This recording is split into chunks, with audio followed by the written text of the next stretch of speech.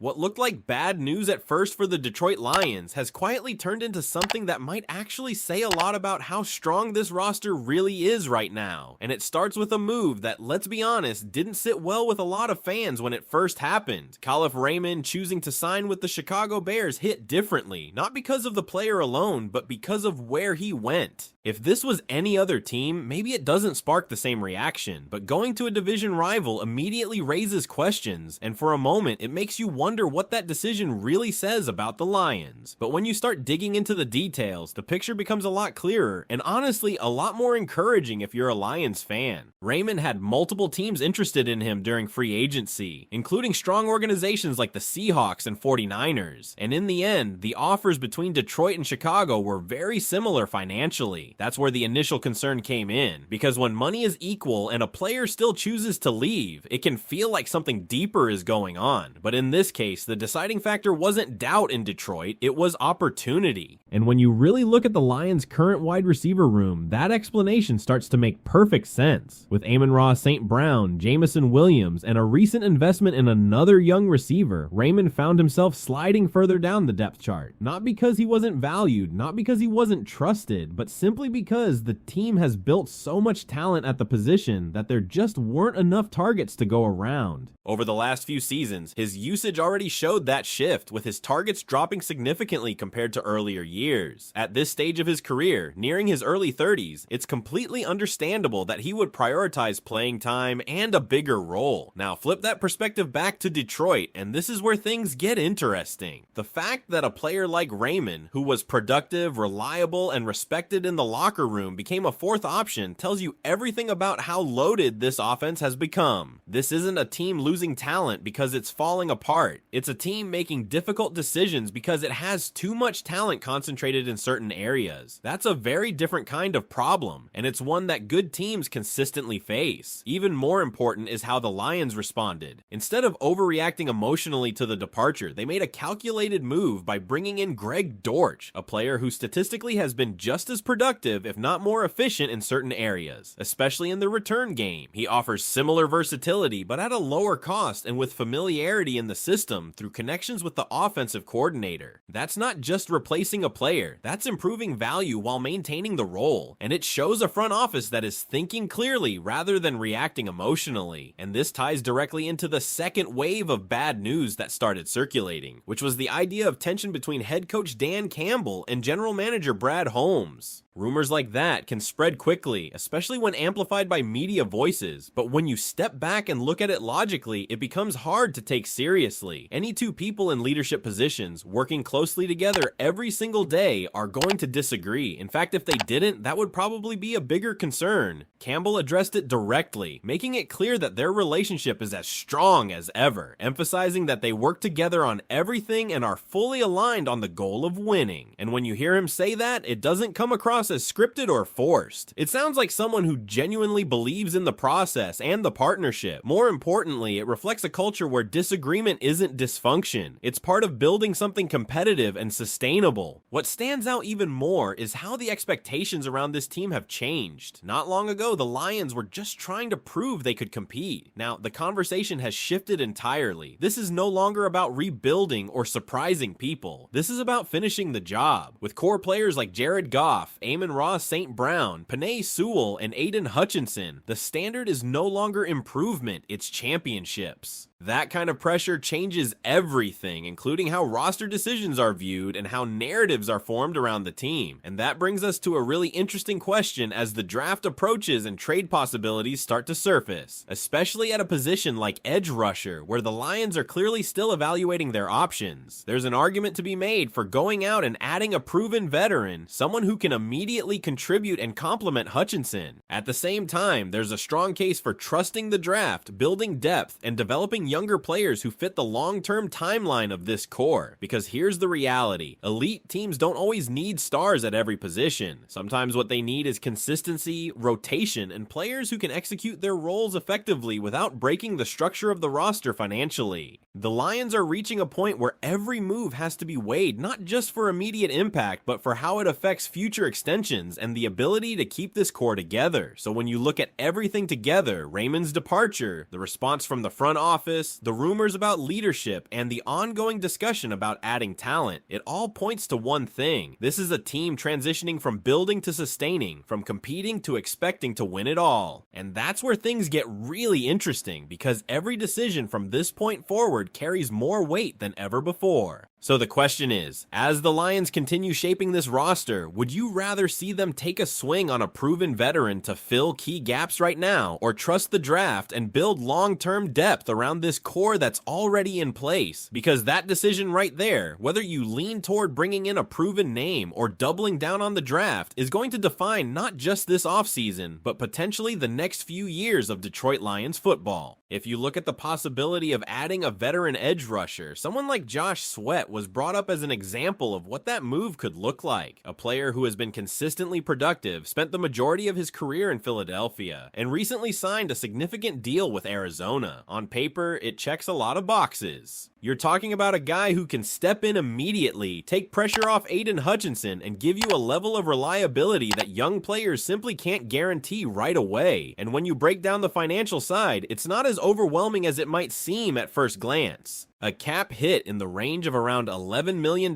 initially, followed by higher numbers in later years, puts him in that middle tier where you're not committing elite money, but you're still investing a meaningful portion of your cap. The flexibility is there too, because those later years aren't fully guaranteed, meaning the team could adjust if needed. So from a purely structural standpoint, it's a move you can justify. But here's where it gets complicated, and this is the part fans really have to think about. Every dollar you commit to a veteran like that is a dollar that might not be available when it's time to extend your own players. And this is where the Lions are entering a completely different phase as a franchise. It's no longer about finding talent, it's about keeping it. You're going to have decisions coming up involving key pieces of this core, players who have been developed in-house, who fit the culture, and who are part of the identity that Dan Campbell and Brad Holmes have built. And those aren't easy decisions, because at some point you can't keep everyone. So when you consider adding a veteran, you have to ask yourself, is he worth potentially losing one of your own down the line? That's why the alternative approach, building through the draft, is gaining more traction, not because it's flashy, but because it's sustainable. The draft gives you cost-controlled players, younger legs, and the ability to develop depth across multiple spots. And at a position like edge rusher, there's always talent available. Maybe not all of them are polished right away, but the upside is there, and in the right system, those players can grow into exactly what you need. And think about how that fits with what the Lions actually require. Opposite Hutchinson, you don't necessarily need another superstar. That's the part that sometimes gets overlooked. What you need is consistency, availability, and a rotation that can keep pressure coming without overloading one player. Injuries last season exposed that lack of depth more than anything else. It wasn't just about not having a star, it was about not having enough reliable options. So imagine coming out of the draft with two edge players, one taken early, someone you believe can contribute right away, and another later, a developmental prospect with upside. Now you've added depth, competition, and long-term potential without tying up major cap space. That's how teams build sustained success, especially when they already have a foundational star like Hutchinson anchoring the unit. And this is where Brad Holmes' philosophy really comes into focus. He's made it clear that the roster is never finished. There are always moves to be made, whether through trades, free agency, or the draft. But the key difference now is that every move has to align with a bigger vision. This isn't about quick fixes anymore. It's about making sure this team can compete at the highest level, not just this year, but for multiple seasons. Because the window is open right now, there's no doubt about that. But the challenge isn't opening the window, it's keeping it open, and that requires discipline. It requires making tough calls, even when they're not the most exciting ones in the moment, and that brings everything full circle. What initially felt like setbacks, losing a player like Khalif Raymond, hearing rumors about internal tension, even questioning certain roster decisions, all of it starts to look different when you view it through the lens of a team that knows exactly where it's going. These aren't signs of instability, they're signs of a team refining itself, adjusting, and preparing preparing for the next step. Now it's just a matter of execution. The draft is right around the corner, potential trades are still on the table, and the front office has options. Real options. The kind of options you only have when your roster is already in a strong position. So as all of this unfolds, keep your eyes on how the Lions balance aggression with patience, because that balance is going to determine just how far this team can go. And one more thing to keep in mind as this all plays out is how quickly narratives can shift around a team that's operating at this level, because if the Lions come out of the draft with two young edge rushers who flash early, who rotate well, who give Hutchinson just enough support to keep offenses honest, suddenly the entire conversation changes. What looked like a missed opportunity to bring in a veteran becomes a smart, disciplined decision that preserved cap space and strengthened the roster long term. That's how thin the line is right now between being questioned and being praised. At the same time, if they do decide to make a move, whether it's a trade or a late free agency addition, it won't be out of desperation. That's the key difference compared to years past. Any move now is calculated, not reactive. It's about adding the right piece, not just adding a piece. And that's why this offseason feels different. There's no panic. There's no sense of we have to fix everything. Instead, it's about fine-tuning. It's about identifying where marginal improvements can turn into major results when you're already this close. You can feel it in the way the team is being talked about, in the expectations, in the confidence coming from the coaching staff. Dan Campbell isn't talking about building anymore. He's talking about finishing, and when a head coach starts using language like that, it tells you exactly where this team believes it is. But belief alone isn't enough. Execution is everything now. The offensive core is in place. The identity is established. The culture is undeniable. Now it comes down to whether the front office can continue making the right calls, whether the young players can take the next step, and whether the team as a whole can handle the pressure that comes with being expected to win, because that's the final evolution of a contender. It's not just about getting there, it's about handling the weight of knowing you should be there, and that's where the Detroit Lions are right now. So as we move forward, every move, every pick, every decision is going to be under the microscope for a reason, not because people doubt this team, but because people now believe in it enough to expect greatness. If you've been following everything closely, you already know this is one of the most important stretches for this franchise in years. So now I want to hear from you. After looking at the big picture, the roster, the cap situation, and where this team is headed, do you trust the Lions to make the right call this offseason? Because the truth is, what happens next isn't just about filling a position or winning a roster battle. It's about defining the identity of this team when the stakes are at their highest. Think about where this franchise was just a short time ago. The conversation used to be about rebuilding, about patience, about whether the Lions could even become relevant again. Now, the expectation is completely different. Now, anything short of a deep playoff run feels like it leaves something on the table. That's not pressure created from the outside. That's pressure built internally by the level this team has already shown it can reach. And that's why every small detail matters more than ever. When you talk about adding depth at edge, it's not just about sacks. It's about closing out games. It's about getting that one pressure in the fourth quarter that forces a bad throw. It's about being able to rotate fresh bodies so Hutchinson isn't carrying everything late in the season. Those are the moments that separate good teams from championship teams.